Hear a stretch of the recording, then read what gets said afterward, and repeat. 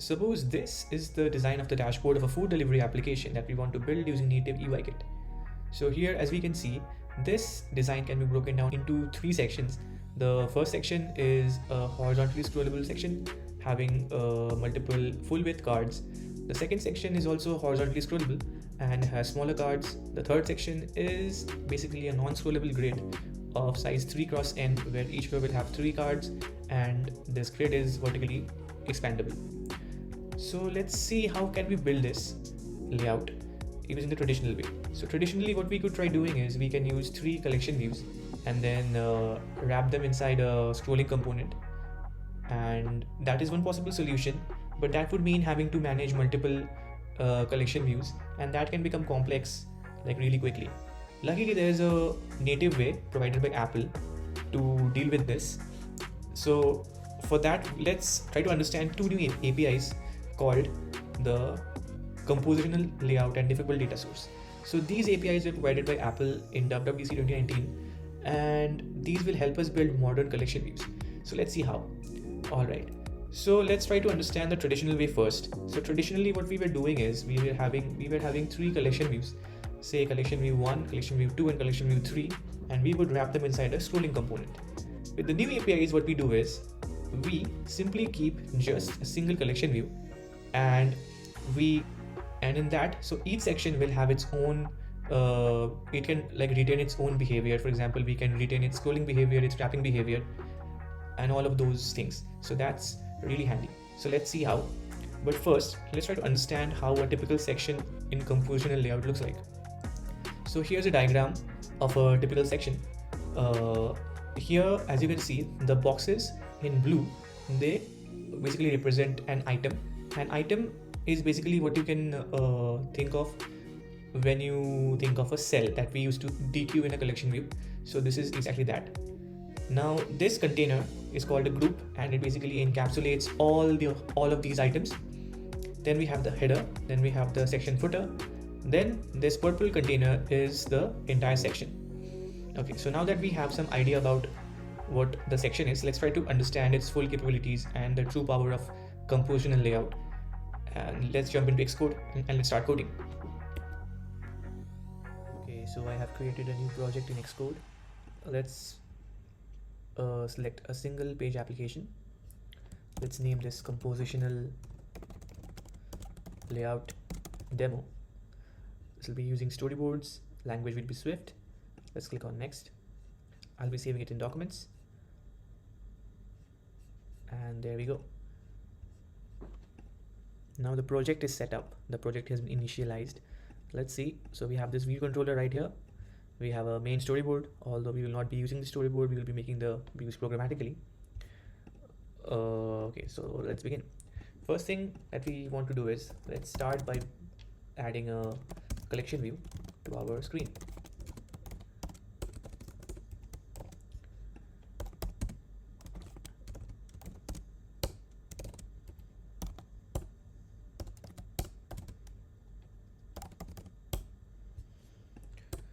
Okay, but in order to initialize this, let's set the layout as a default collection flow layout. Although we will be overriding this later on, so it doesn't matter all that much.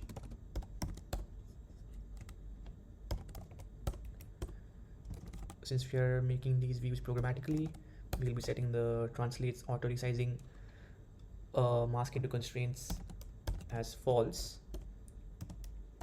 and we return the view.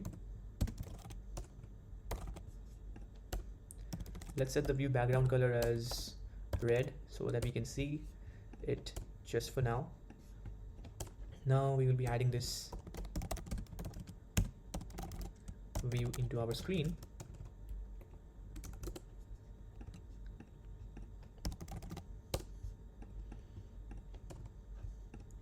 So what we do is self dot view dot add subview collection view, and we pin the edges of the collection view to the 4 edges of the screen.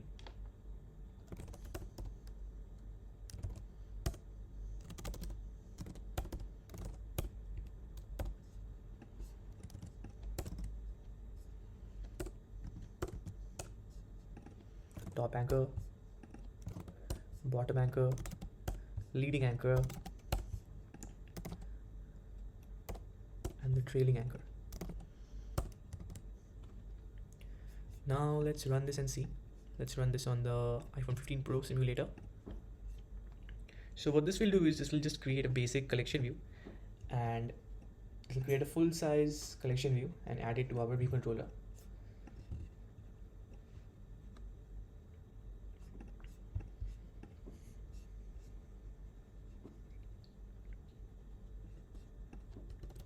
Alright, so while this is setting up, let's create a function to set up our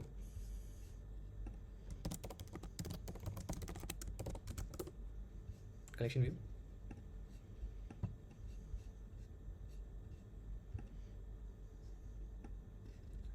Okay, so now as you can see, the collection view has been added to our ViewController, and it's occupying the full height and width of the VC. So now let's begin by setting up the collection view. Let's start by, so what we'll be doing is we will be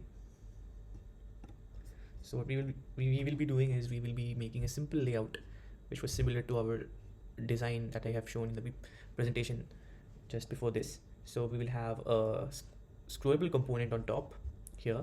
There will be multiple cards scrollable in the second section, and there will be a grid in the third section.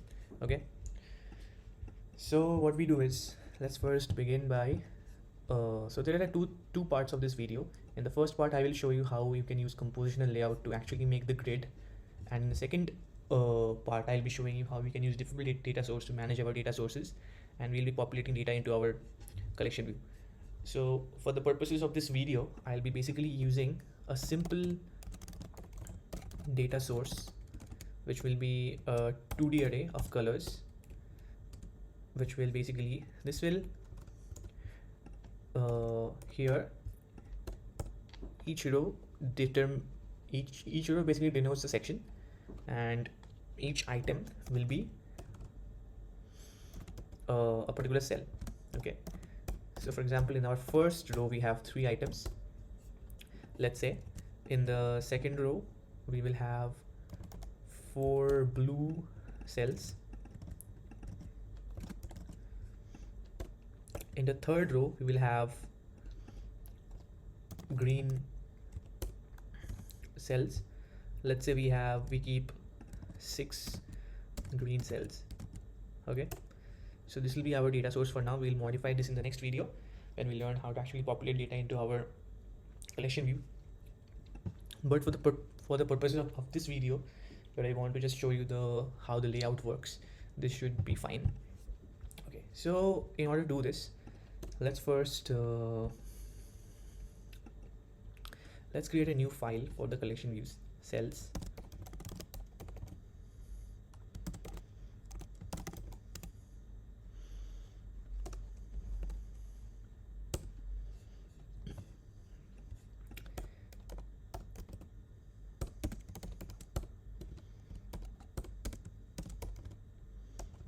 Let's call this cell my collection cell.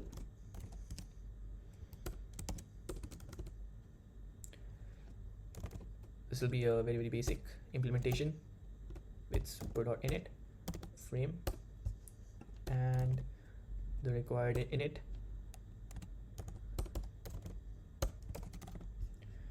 Okay, so we have our collection view cell right here. What we can do is, now we will be registering this cell.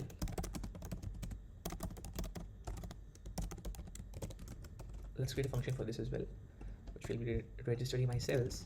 So collection view dot register self. I'll just use the cells in name itself as the reuse identifier. Okay, and now we have registered. Let's register the cell. Let's set the delegate as self. Let's set the data source also as self. And now, since we have set the delegate and data source, we will need to confirm to the protocols. But don't worry, this data source will be when we dive into diffable data source, we'll basically get rid of this. For now, let's just use this for quick setup.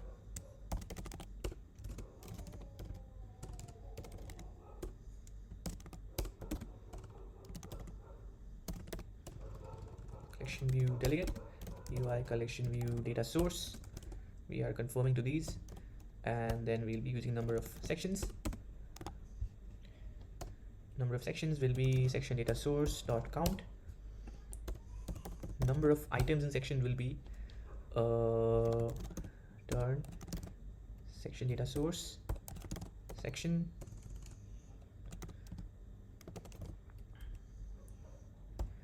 dot count, and let's make sure that this count is okay. So this will be the number of items, and we will be having the cell for item at, which will basically the cell equals collection view dot dq reusable cell with identifier my collection cell. Let's give the identifier which we registered right here, which is this. Let's just give this identifier for index path as collection view cell. Return cell. Cell dot background color is going to be section data source index path dot section index path dot item. This is our color. Okay, so now that we have the basic things set up, let's try to set the layout.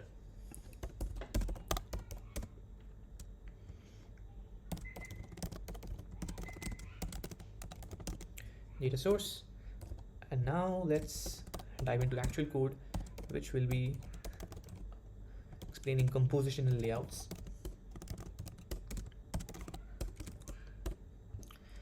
Firstly, let's just create a function called create layout. Now how it works is collection view dot set collection view layout. Now we have to pass a collection view layout and whether if the layout change is animated or not. Let's keep it false for now, and the layout I'll be returning from this particular function. So let's return a collection view layout. Now the layout will be UI compositional layout, and now this will be returning a closure where we'll be getting two things, an index for this particular section and an environment. Although we're going to be using just the index for now, you can explore what exactly the env is in the docs. I'll link the docs in the description. Okay, so now this will be create layout. Let's return our layout, and here we'll be returning get section for index.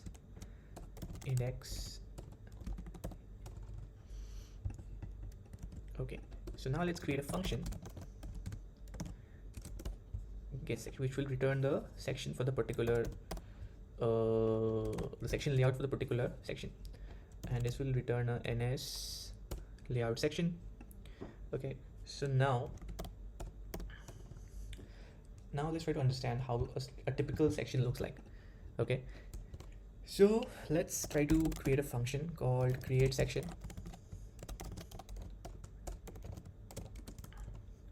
which will return our particular section and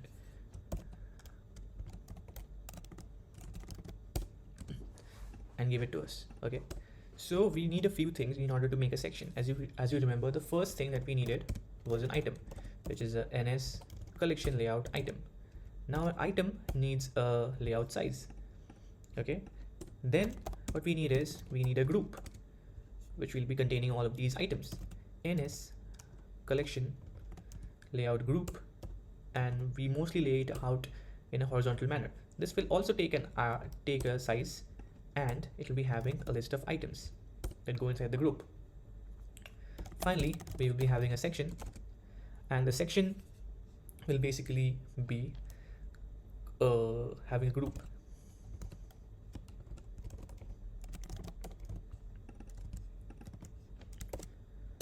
And we pass the group in this, and we return the section. Now, each item requires a size. So let's call it item size, ns collection size.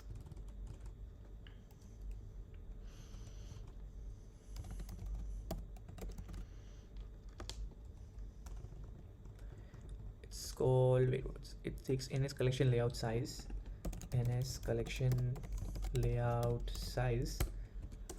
Now a size will have two components, a width and a height.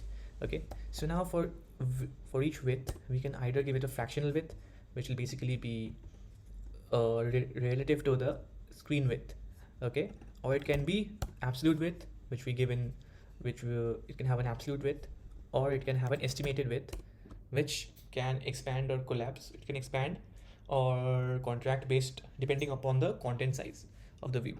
Okay, so here what we'll be using is, we'll be using fractional width and fractional width 1, so we'll be covering the entire width.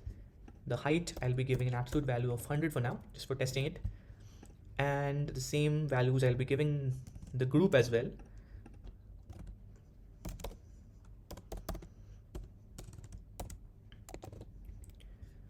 Okay, so now we'll get to this. Let's try to return this create section function and see what exactly gets rendered for now.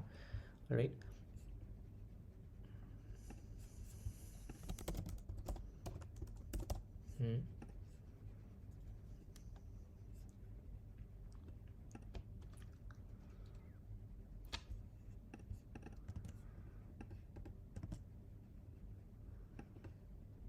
Sorry, I think let's just copy this. Let's call it group size. I'm going to be pasting it here. So what this should ideally do is, let's run this and check what it does. So what this should do is, this will create a layout where every single section will be having, okay, I think I haven't called this function. That's the reason this thing doesn't show up. Now, what this should do is, this will basically create, right? See, you see this? So now we have multiple sections. So now we have rendered 2 sections. As you can see here, this is the first section, which has 2 items. Let's just give these cells some border color.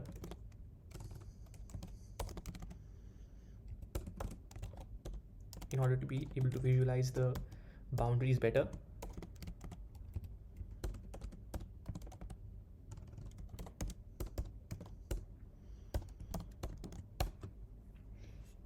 So as per our data source, the first section has 3 cells of color yellow. Second section has 4 cells of color blue. The third section has 6 cells of color green.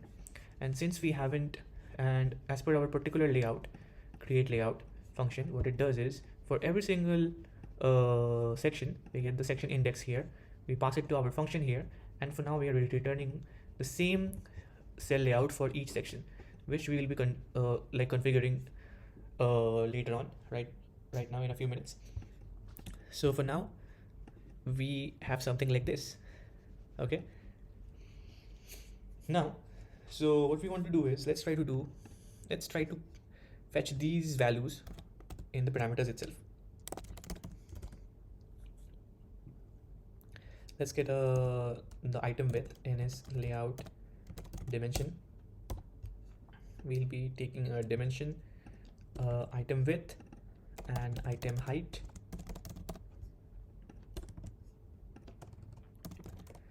group width and group height. Okay.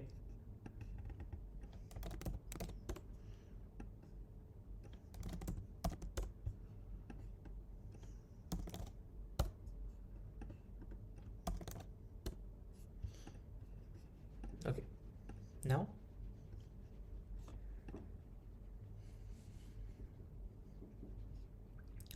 let's also create a function that creates an empty section for us, just so that we can use it around, and we can just, it'll be of full width, and we will be passing a particular height, which by default will be 0, and we can just return a create section with item width as fractional,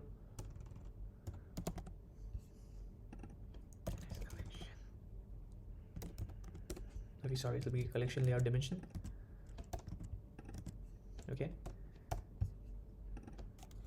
fractional width 1, item height will be absolute value of height, group width will be the same fractional width 1, group height will also be the same height that we are passing to this function.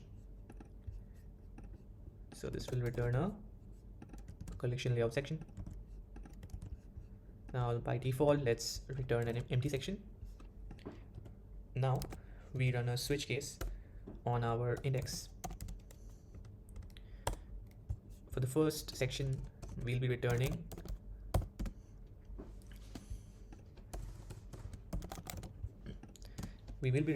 returning a section. So we have the definition already here. We're returning a section, fractional width 1, absolute height, let's give it 200, let's give it 200. Let's see what it does. This should render just one section right now, and the other sections will be having a height of 0. Okay, although this is not very ideal in this case, so but we'll be handling it in a minute. Okay, so this is our first section. Let's write the code for the other sections as well. For index 1, for index 2, say we have this, and the same for this. So now all of our cells should be visible, all of our sections should be visible. The first section is having 3 cells of fractional width 1. Now I'll just show you this. Now what we want to do is we want to be able to so now this is the first section. So now this is going to wrap, since we have used group horizontal, it is always going to wrap the items vertically if it exceeds the width of the screen. But if we want the particular section to scroll horizontally, what we can do is we just have to specify a particular a command. So the section that we have, the section accepts a scrolling behavior, orthogonal scrolling behavior, and scrolling behavior can have multiple we can pass multiple parameters for this. It can either be continuous or we can add paging into it. You can just explore the different options and like play around with these to see how they all work. For now, we'll be using paging centered. So what that will do is this will allow horizontal scrolling with paging in our collection view section. Okay. Now, since we want to configure this individually for each section, we can pass it in our scroll in our create section function.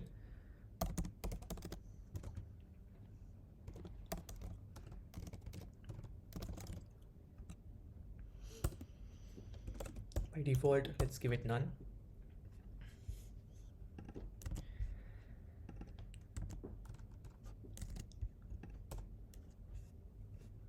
So just for the first section, we'll be giving it paging scrolling behavior, while the other sections will be wrapping normally. Okay, see, this is how it will look. Now, if we look at our design, if you remember our design, what we want to achieve is essentially this will also be scrolling horizontally. So let's give a scroll behavior to this second section as well. Let's give it continuous. And before that, let's just give a fractional width of 1/3. Okay, So what it will do is, this will be having each item will be of size 1/3, and this will be scrolling continuously. Okay, now this is our section. Next thing what we want to do is, for the third section, we want it to wrap. Each section will be of width 1/3, height can be set to 100, group width will be 1, and we want it to wrap normally.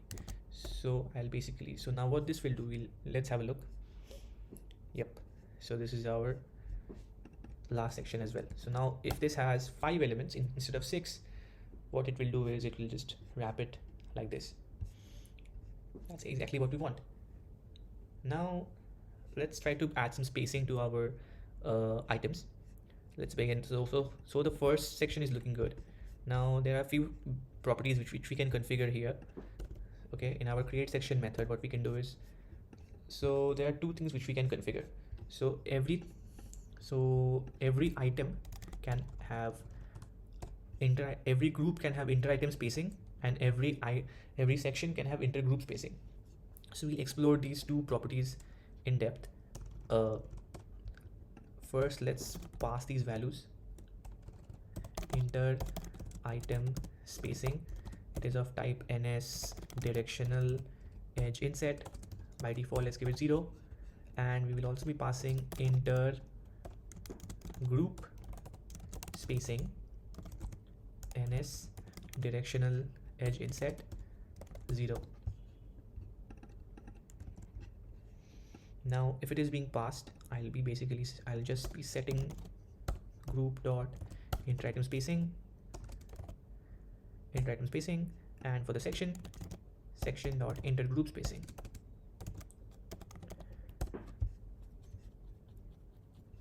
Okay, so now for the second section, I'll be demonstrating what the inter-item spacing. Okay, this will be more apparent for the third section. Let's try that. So then here what we will do is, so let's first add intergroup spacing to the intergroup spacing of 10 to our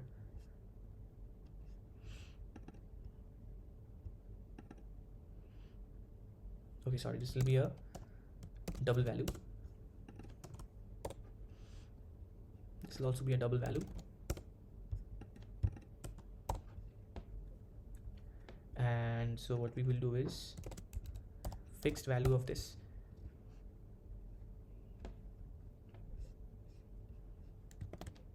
So now we have passed an intergroup spacing of 10. Let's see what it does. As you can see, it has added. So this is a particular group. This is group number 1. This is group number 2. This is item 1, item 2, item 3, item 4, item 5. So between the groups, it has added a spacing of 10. Now what happens if I add inter-item spacing of 10 as well?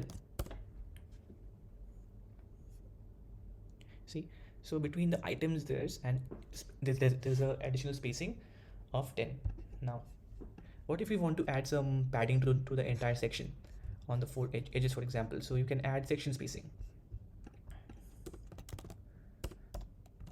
contentInsets. So it will be of type NS directional edge insets. By default, let's keep it 0, and if it's provided, I'm just going to set the value. Let's add some section spacing, section insets of 10 on all sides. Let's not forget the comma. Okay.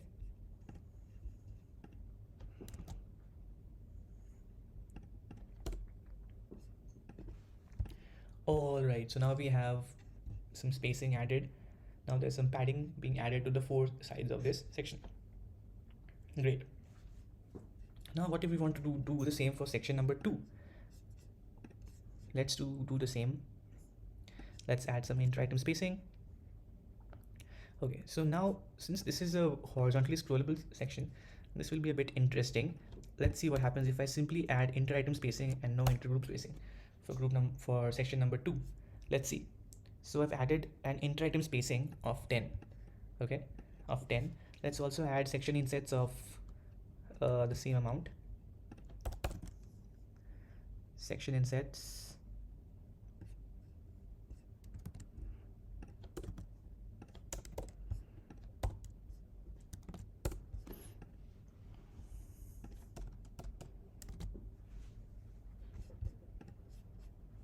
Okay, so as you can see, we have added section insets. So there's spacing between these two items, but there's no spacing between these two items. Why is that? So now if you remember from earlier, each section, the group that we had set, every item in the group is having a width of 1/3. All right, so these three items come under the same group, so there's a spacing between these. Now this last item is part of the second group, so between the third and the fourth item there's a spacing because these two belong to different groups. So if we want to add spacing between these, we will have to add interGroupSpacing. Does that make sense? Now if I add an intergroup spacing of 10 as well, what happens is, yep, now there is an even spacing between all of these items. So great, now we have our 3 sections done. Now what exactly do we need, are we missing? Let's add some headers and footers to our sections. Okay, so let's see. For adding a header, first thing which we need to do is we will have to register the header the same way we register our collection view cells. So what we will have to do is, not this, we call the register function, the register method, but not this one. There's a method for registering supplementary views. We use that. Now let's first begin by creating a header cell. Let's copy this. Let's create a header cell. Let's call it my header cell. It'll be of type UI collection reusable view. And let's also create a footer. Footer will also be of type UI collection reusable view. So in a section, the headers and footers are of type will be of supplementary view. These will be the supplementary boundary views, and so we'll have to supply a type, a kind for each. Okay, so let's register this header cell for supplementary view of kind. Let's give the kind as the description of this cell, and the reuse identifier, I'll be using the same thing. Okay, so now we have our header registered. Let's dequeue it. So the same way, when we register a cell, we have to dequeue it in cell for item at. Similarly, we have a method called view for supplementary element of kind. Okay, so what this does is, this will return the supplementary element. So now I'll be checking if kind equals my header cell dot self dot description, the kind that we registered just above. If it is the same, what we do is we will simply dequeue that cell. Collection view dot dequeue reusable supplementary view of kind. It'll be of kind this. We can simply mention kind, it doesn't matter. Here this will be reuse identifier is going to be this. Index path is going to be the index path which we are getting. Let's cast it as a my header cell. Return the cell, and just for visibility, let's give it a background color of gray. Okay, so now we have this. Our function will return this supplementary view if this is fulfilled, but we have to return a supplementary view by default. Let's try to return a supplementary view of this kind. For now, although this might crash sometimes, it's always better to handle it safely, but you'll have to register an empty cell above in the same way that we registered our header cell. Okay, so this is just a heads up for you. Make sure to do that in your production apps. Okay, so now that we have this set up, let's also add the layout. Now whether the header is to be shown or not is dependent in the section layout itself. So what we have to do is we have to add a boundary supplementary item. Okay, so it will be an array of items, so we can add a header to it, we can add a footer to it. Let's define our header. So the header is going to be ns supplementary supplementary item. It'll be a NS collection layout supplementary item. Supplementary item. Yeah, this is the method that we want. It'll take three things: the layout size, the element kind, and the alignment. That is whether it will be shown at the top of the section or the bottom of the section, or we can also set the alignment from this list. You can just explore these categories. So the header in our case will sit at the top of the section, and the layout size is going to be, let's create a variable for the header size. It's going to be the same thing, NS collection layout size. Let's give it a width dimension and a height dimension. Let's give it a full width of the entire screen. Let's give an absolute value of 50 as the height. Let's give this header size, element kind. Kind is what we registered here. Supplementary view of kind, this thing. We add it here. So now what it does is, this will basically be adding this. Okay.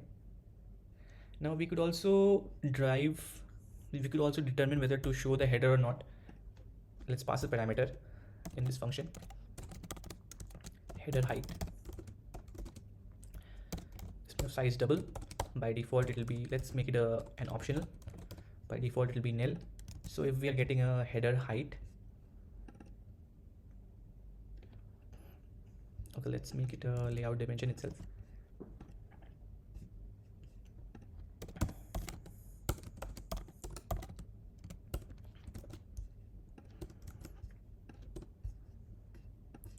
It's better to create an empty section here, and we'll just append it to it. Okay, so if we are passing a header height,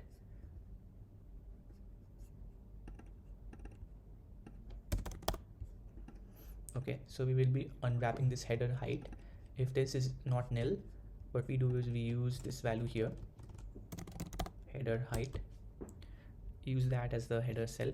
So now for the second section, what we need to do is we will simply pass the header height for the second section. Header height will be absolute 50. Let's see what is rendered now. There we go. So now we have a header of size 50 that is being rendered on top of our section. Great. Now let's also add a footer. So the same way that we will also first let's register a footer,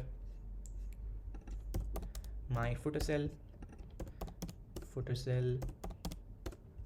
same thing.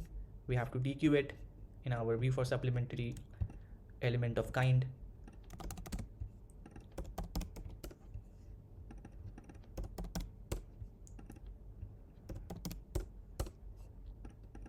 Let's give it a color of white. Okay, and the same in the same way, let's pass the footer height here.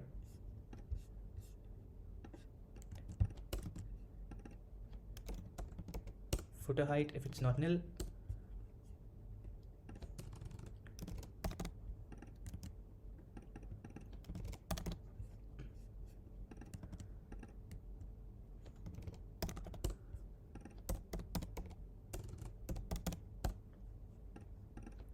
this will go at the bottom of the section. There we go. Now let's pass a footer also to this. Footer height will be 50. Now let's see. There we go. So now our section has a header, it has a footer, and there we go. But we don't need the footer in our scenario. So let me just remove it real quick, and I will be adding a header to the second section also, the last section also, that is. Let's run this. There we go. So now our layout is pretty much done, and all of that in less than 200 lines of code. Although this can be cleaned up really much further, but this should be good to go for now. In the next video, we'll be exploring how we can actually pass real data into our sections and make it and like get rid of these methods that we are using here. And instead of using this, we'll be using a single method that will be rendering our cells. So that should be interesting. Thanks for watching this. I'll see you in the next video.